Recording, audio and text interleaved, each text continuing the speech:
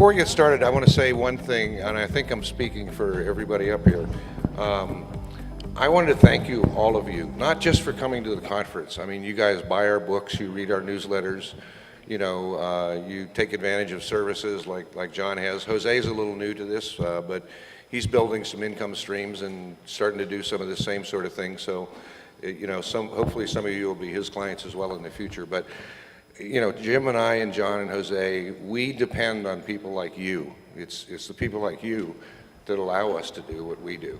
And it's really, really important to us. So I'm thanking you for all of that, not just for coming to the conference. I wanted to comment on something that Robin and Jim talked about, you know, in the setting up of systems. It occurred to me that if I were trying to do something like that, if I looked at my business and I said, what if I wanted to franchise my business? You know, what kind of systems and training and things would I have to set up in order to sell this as a franchise? And if you're just stuck trying to figure out your systems, you know, and what systems I should be setting up, think about it that way. Just pretend that, hey, you know, I've got a pretty good business model here, and if I was going to franchise it and someone was going to pay me $50,000 for a franchise, what would I have to give them in the way of spreadsheets, instructions, plans, systems? You know, when you buy a McDonald's or a Subway franchise, I mean, they have everything in every step, every moment of your day, what time the fryer is turned on, and how often you change the oil, and you know what times of the day the bathrooms are cleaned. I mean, all of that stuff is all written down, and they train the franchisee in that. So that's one way to sort of think about that. So someone in the back had a question?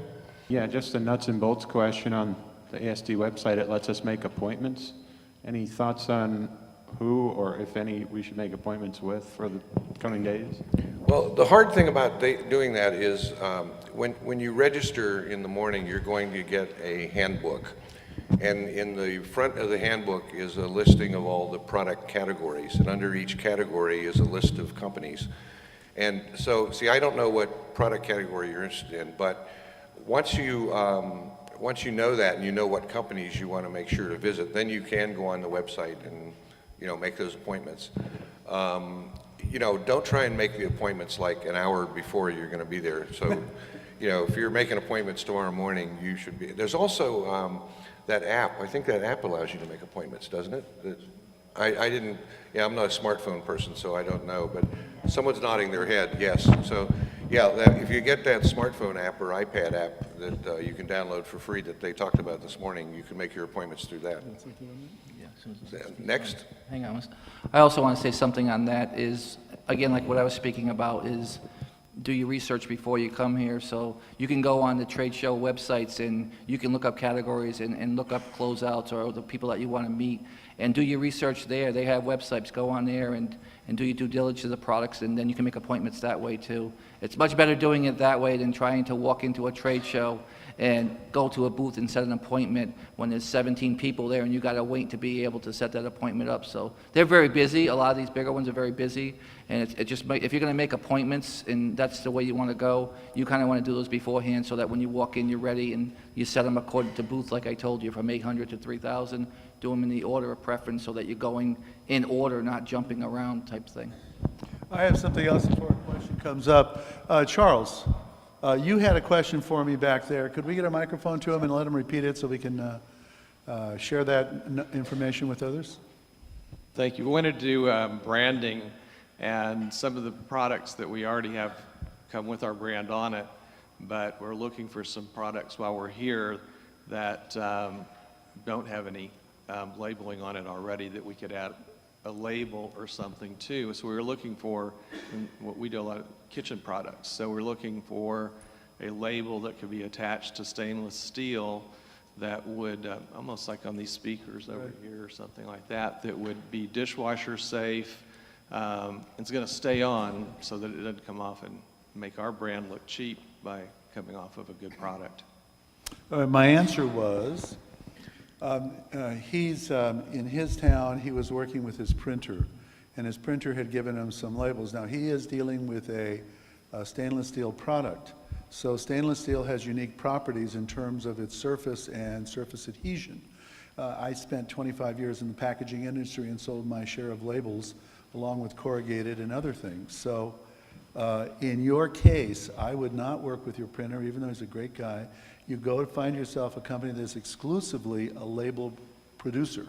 And then you give them the sample of the product, and you tell them, this is what I need to have a label made that permanently affixes to it and is dishwasher safe.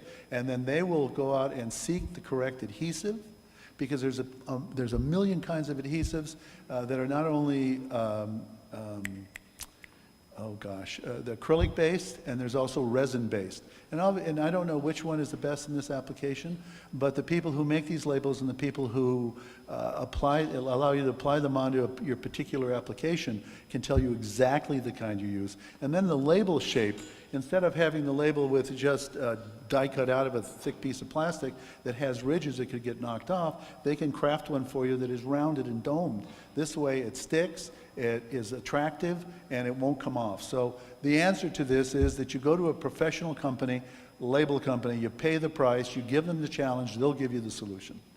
Did that answer it? Excellent advice. Thank you very much. Will the ASD website stay up with links to all the vendors for sometime in the foreseeable future so we can continue to try to build relationships after the fact? Yes, it does. The website is up pretty much year-round because ASD is put on twice a year here in March and in New York in, I think, September. I'm not sure. So, and a lot of the vendors do, this is the bigger show of the two by far. The New York show only has about 1,000 vendors, but it's, a lot of them overlap. And not every single vendor on the ASD website has a link or even has a website. I mean, last year when I was doing research, I found vendors here that I got their catalog and their sales literature, and all they had was a fax number and a phone number. They didn't even have a website. So you're not going to have 100%. But yes, the website is up pretty much year-round. And you can use it for year-round to find suppliers. You know, just like Jim, who published the Trade Show, No Show book? Or was that something you published? Or? Leo, can't remember his name, sorry. Okay, anyway, the point of that book called Trade Show, No Show was it shows you how to go on the websites of trade shows and find the vendors and link to them, so without even going to the show, you can contact the vendor, you know. And I showed you in my slides yesterday what I say to a vendor. I usually send them an email, and it says, you know, hello, I'm a retailer located in such and such a city, and I'm interested in carrying your products, and I would like to, I'd like to find out if you have do you have a rep or distributor in my area, or can I purchase from you directly? And here is my business information. It's a real simple, short email, and it gets answered about 98% of the time. So. I have a question regarding Amazon for categories you're not approved in. There are categories that I'm not approved in, but I'm interested in, would like to sell in. I obviously don't want to go and buy a lot of product in a category that I'm not approved in, but that being said, excluding like jewelry, because I understand that's a pretty hard category, are there categories that are easier to get approved in than others? Like, for example, like gourmet food I'm interested in, but I'm not approved currently. Is that something that's going to be kind of easy for me to get approved in or not? Yeah, two of the easier ones are gourmet foods and health and beauty, okay? And, but there's still plenty of stuff here in the open categories, but those two categories are fairly easy to get approved in. And Jim has a Facebook group called My Silent Team, and there's been several discussion threads on there, and there's people listed on there that will do the approval process for you. They charge you a fee. I don't know if they charge $100 or $200, but they get you approved in like one day instead of you struggling with it for 3 or 4 weeks, you know. And if you just go on My Silent Team, you'll find some of those people. You can network with them. And one other thing I wanted to say along those lines is, don't walk away from good product just because you're not approved. Even if it's a hard category to get approved in, like if I have hazmat stuff that I've come across, and I'm not approved for hazardous material on Amazon, but the profit margin's insane, I'll just connect with someone on My Silent Team that is approved in that category, take a percentage.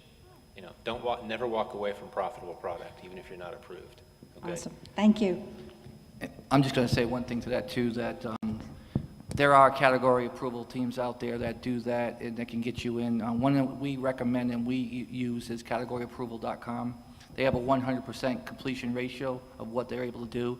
They're very good at it. If you don't want to, hassle with that, they will do all the work for you.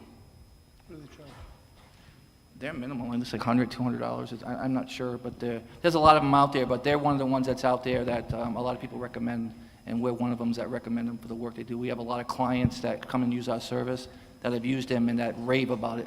I think there's even somebody in here that used category approval and talked to me earlier and told me that they were impressed with it. For finding existing products that are selling on Amazon, what is your cutoff for like the percentage of category in the bestseller, the best-selling rank? Is there cutoff like 5%? You 10%? mean the cutoff for the number of sellers selling that product? No, the selling rank. Oh, Is the it- percent, the yeah. sales rank in the Yeah, category? sales rank, yeah, sales rank. I don't have one, because I sell so many products that I create, and they're unique products with 0 sales rank, and they sell. People find them and they sell. The sales rank thing is something I honestly wish Amazon would just do away with it. I think it confuses and frightens a lot of people. I bought books at a garage sale for $1, and when I got home and researched it, the book had a sales rank of 4,800,000, and a week later, that $1 book sold for $90. So, I just don't, but believe me, out of my 1,000 SKUs, 700 of those are unique products that I listed on Amazon with a unique UPC code.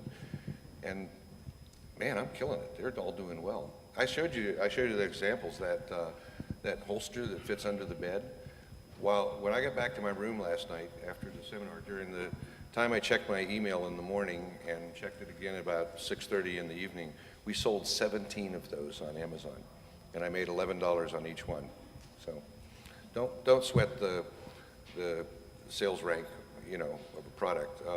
On the other hand, what I like to do is I look at what are the top 100 products selling, in each category, and I want to find products that are similar to those or that appeal to the same buyer. And that's a better way to kind of go about it, I think. So.